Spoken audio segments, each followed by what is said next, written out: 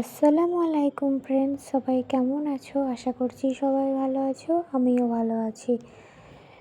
তো আজকে আমি তৈরি করছি পায়েস। তো সেটাই ভাবলাম তোমাদের সাথে শেয়ার করা যাক। তো প্রথমে আমি দুধটা ভালো করে গরম করে নিলাম, এরপর অ্যাড করলাম তেজপাতা,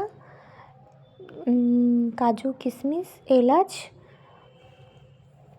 এগুলো আমি অ্যাড করার পর ভালো করে দুধটা গরম করে নিচ্ছি।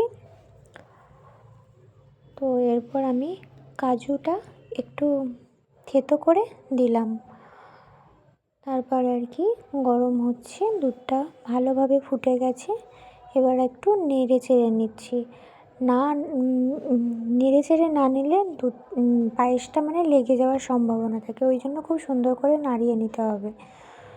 তো এইভাবে আমি নাড়াচাড়া করতে থাকলাম কিছুক্ষণ। এরপর দেখতেই পাচ্ছ খুব সুন্দরভাবে একবারে ফুটতে শুরু করেছে, আর পায়েসটা আমার সুন্দর হবে আশা করছি। তো তারপর আমি লবণ অ্যাড করেছিলাম, সেটা আর দেখানো হয়নি। পায়েসে অবশ্যই লবণ অ্যাড করতে হয়, নাহলে টেস্ট